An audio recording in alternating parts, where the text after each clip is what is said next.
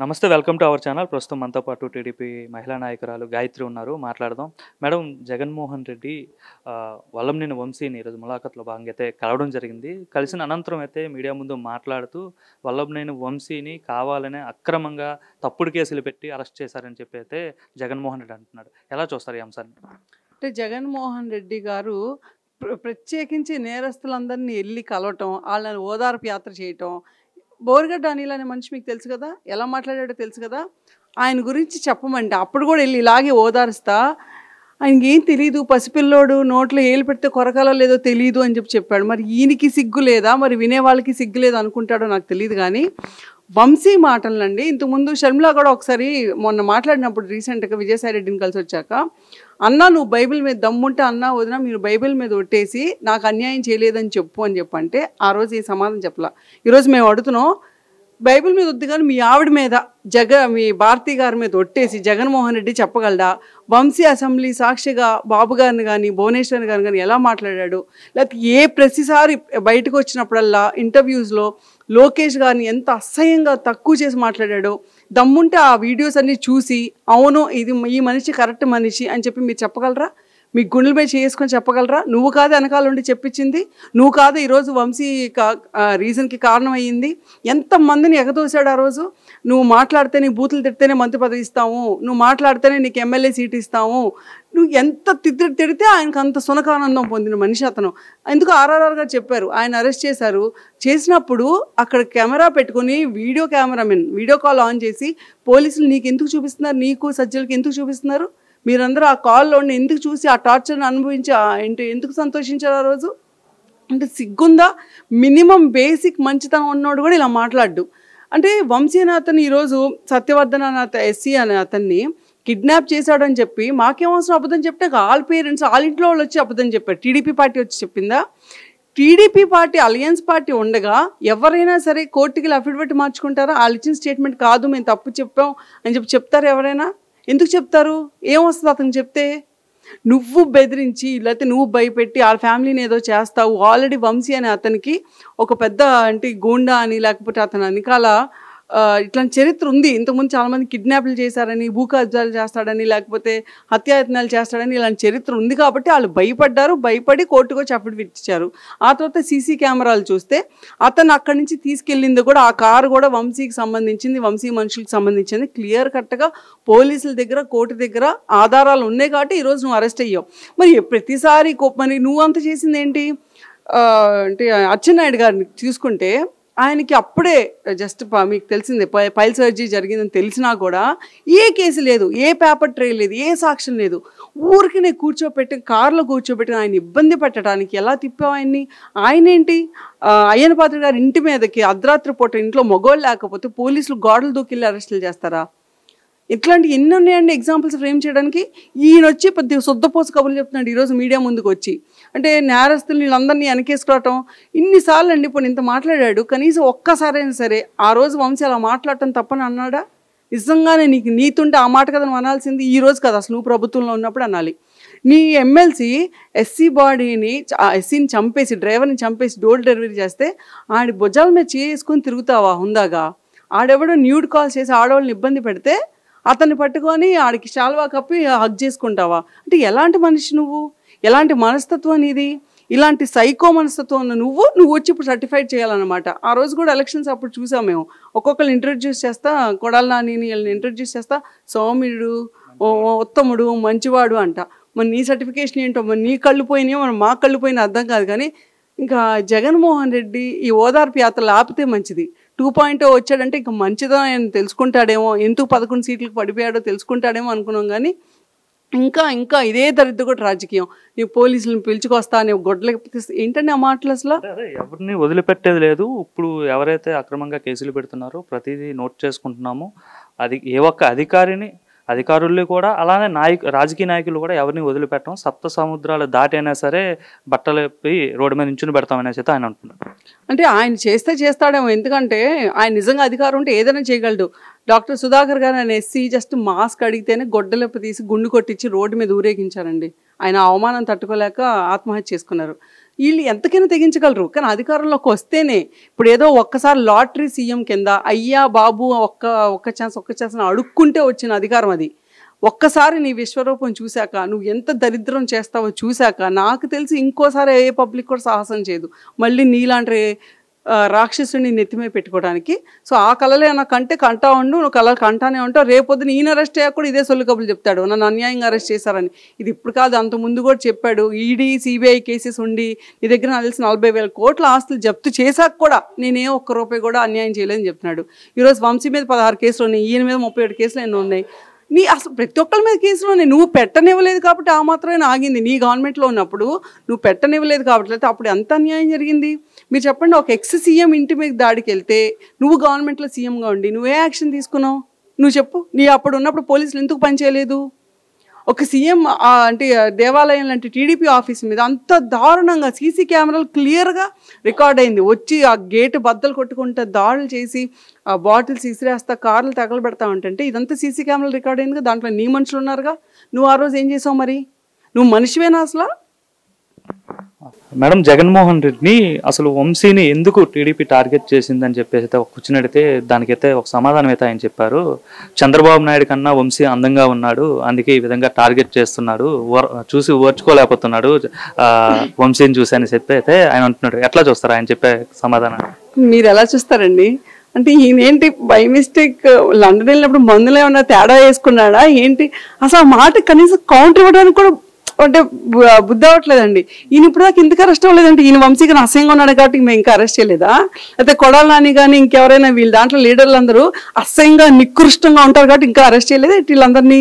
ఇంత దరిద్రగొట్టు లాజిక్ అండి. నాకు తెలిసి స్కూల్లో చదువుకున్న 5th క్లాస్ పిల్లవాడిని పిలిచినా కూడా అవుతాడు నీ మొహం మీద వచ్చి, ఏంట్రా నువ్వేం మాట్లాడుతున్నావు అని చెప్పి. నేను అనకూడదు కదా అలాంటి మాటలు. అసలు ఏమోనండి, అందరికి మైండ్ బ్లాంక్ అయింది. ఏంటి సీఎం గానే చేశాడా ఒకప్పుడు? ఏం చేశాడు ఏంటి? ఏం చదువుకున్నాడు ఈయన? 10th క్లాస్లో ఏదో దొంగ పేపర్లు పెట్టుకుని పాస్ అయ్యాడని విన్నాం. సో ఇప్పుడు 10th క్లాస్ ఎలా పాస్ అయినా కూడా బేసిక్ కామన్ సెన్స్ అది.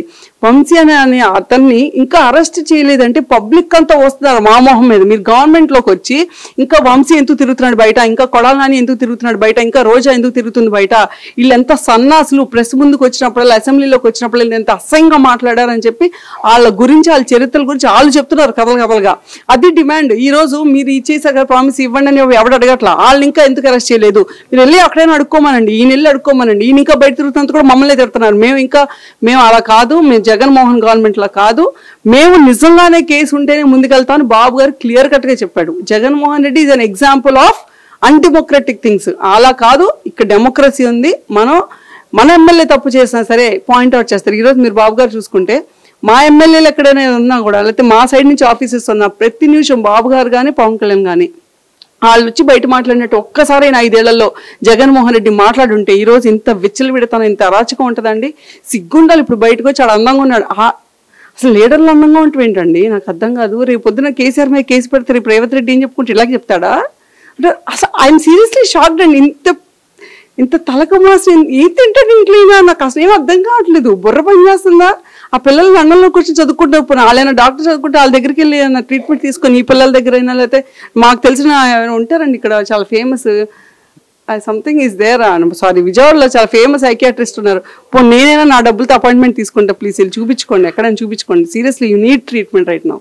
చంద్రబాబుకి తన సొంత సామాజిక వర్గం సంబంధించిన నాయకులు ఎదగడం ఇష్టం లేదు. అందుకే దేవినేని అవినాష్ అయినా కావచ్చు, కొడాలి నాని కావచ్చు, ఇట్లా చాలా మంది కమ్మ సామాజిక వర్గం సంబంధించిన నేతలని, వైసీపీలో ఉన్న వాళ్ళని ఈ విధంగా టార్గెట్ చేస్తుంటాడు చంద్రబాబు కావచ్చు, లోకేష్ కావచ్చు. ఎందుకంటే వీళ్ళిద్దరికన్నా వీళ్ళు చాలా బాగుంటారని చెప్పైతే ఈ విధంగా కూడా అంటున్నారు. ఇది ఎన్నిసార్లు అండ్ ఒక ఫస్ట్ ఇదివరకు గవర్నమెంట్లో ఉన్నప్పుడు కమ్మోళ్ళకి ఇచ్చుకున్నాడు మొత్తం. ఎలక్షన్ కమిషన్ వస్తే ఇతను కమ్మోడు, లేకపోతే ఇంకెవరో కూర్చుంటే ఇతను కమ్మోడు అని చెప్పి అంత కమ్మ అని రుద్దాడు. ఈ రోజు కమ్మ సామాజిక వర్గం అంటే చంద్రబాబు నాయుడికి పడదంట. అరే కనీసం ఒక మాట మీదనే ఉండొచ్చు కదా.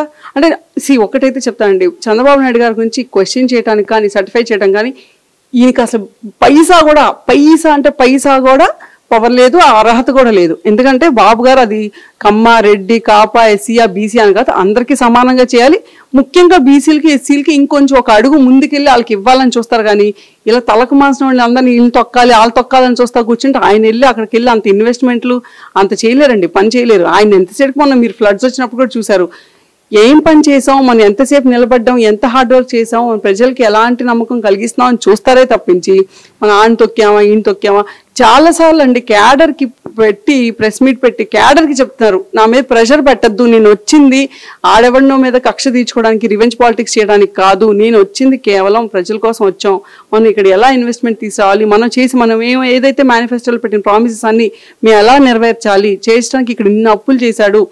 గత 58 ఏళ్ళగా ఈ రాష్ట్రంలో ఉన్న సీఎంలు అందరు చేసిన అప్పు కన్నా ఈ ఒక్క 5 ఏళ్లలో నువ్వు చేసిన అప్పు 76% ఎక్కువ ఉందని మొన్న క్లియర్గా ప్రూవ్ అయింది. ఇది డాక్యుమెంట్స్తో సహా బయటకు వచ్చింది. ఏపీ ప్రభుత్వం ఎంత అప్పు కడుతుందని. నీకు సిగ్గుంటే దాని గురించి మాట్లాడు. దాని గురించి కూడా అబద్ధాలు చెప్తాను నిద్ర లేస్తే. అంటే నువ్వు అలాంటి ఆటలు చరిత్ర సృష్టిస్తే ఇప్పుడు దాని నుంచి ఆ సంక్షోభం నుంచి రాష్ట్రం నుంచి బయట పెట్టడానికి ట్రై చేస్తున్నారు. కానీ ఈడి మీద కక్ష పెడదాం, ఆడి మీద కక్ష సాధించుకోవటం ఎందుకులేండి. ఇంకా అలా తీర్చుకున్నట్టయితే ముందు జగన్మోహన్ రెడ్డిని తీసుకెళ్లి జైల్లో వేయాలి నిజంగా మేము కక్ష సాధించేటైతే.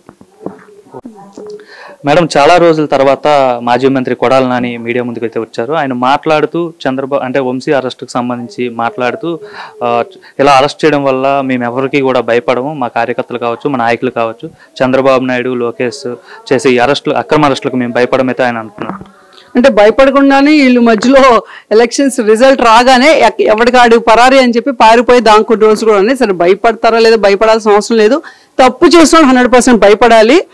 ఆయన తప్పు చేసాడో లేదో రేపొద్దున నేను కాదు, కోర్టులు పోలీసులు మీ మీద పెట్టిన కేసులు బయటికి తవ్వి దానికి సాక్ష్యాలన్నీ వచ్చాక అప్పుడు తెలిసిద్ది.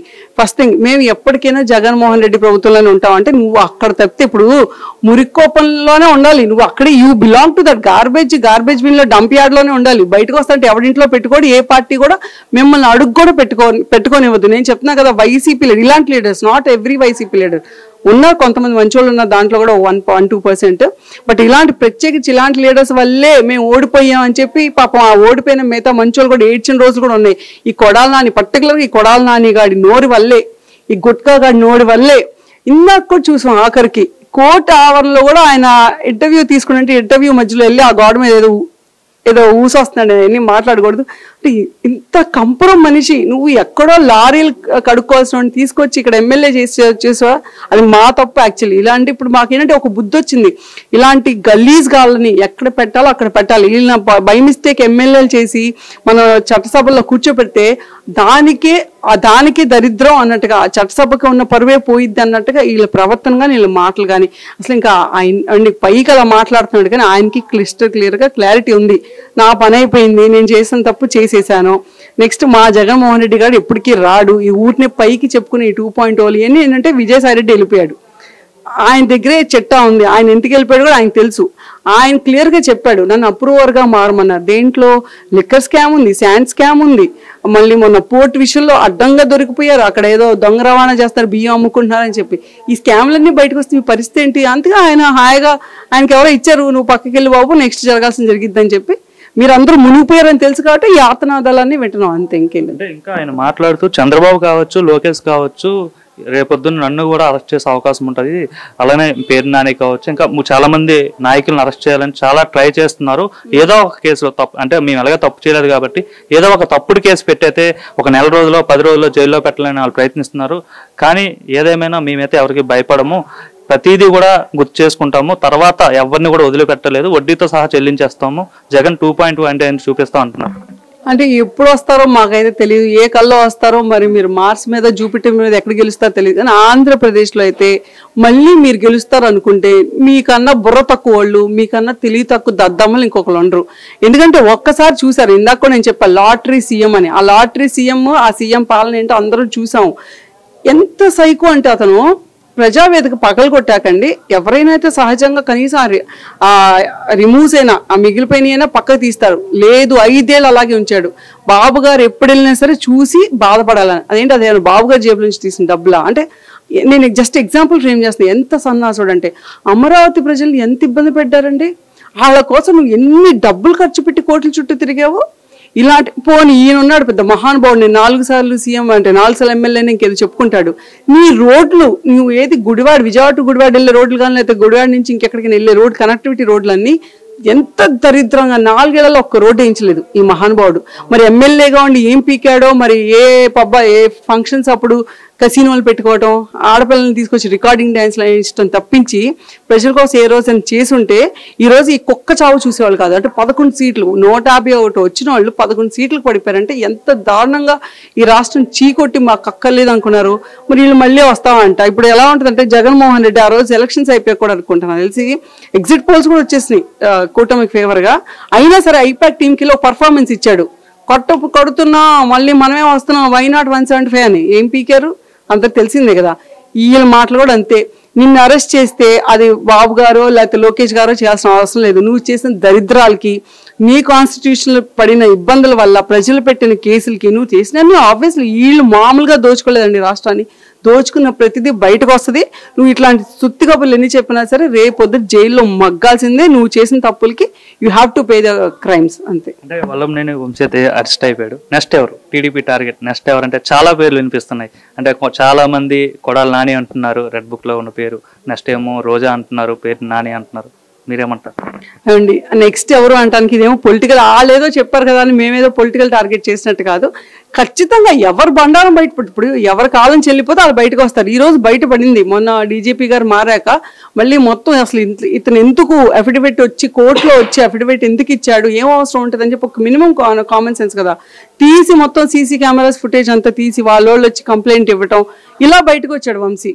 రేపొద్దున మరి అది కొడాలని అవ్వచ్చు, పేరునా ఆల్రెడీ అదే మీరు అన్నారు కదా ఆల్రెడీ. అంటే ప్రజలు చాలా మంది మా మీద చూస్తున్నారు, ఇప్పుడు వరకు ఎందుకు చర్యలు తీసుకున్నాం అట్లా ఎవరు ఇంకా ప్రజలు ఎవరైనా కోరుకుంటున్నారు ఎవరినైనా అరెస్ట్ చేయాలని చెప్పి? అంటే ప్రజలకైతే 100% కొడాలి నాని అదేదంట కదా హిట్ లిస్ట్ అని అంటారో టార్గెట్ అంటారో, కొడాలి నాని, రోజా, పర్టికులర్ వల్లభనేని వంశీ ఈ ముగ్గురు అయితే మాత్రం ప్రజలు మనస్ఫూర్తిగా నాకు తెలిసి మాకన్నా ఎక్కువ వాళ్ళు సెలబ్రేట్ చేసుకునే పరిస్థితిలో ఉన్నారు. కాబట్టి వాళ్ళ అభిమతమో ఏదో అనుకోండి కానీ వాళ్ళు ప్రేయర్స్ గట్టిగా ఉంటే నెక్స్ట్ నాని గారు, ఆ తర్వాత వెనకాల రోజా గారు వీళ్ళందరూ వెళ్ళి ఒక రౌండ్ వెళ్ళి అక్కడ విజిట్ చేస్తారు జైల్స్ని. అది థ్యాంక్ యూ.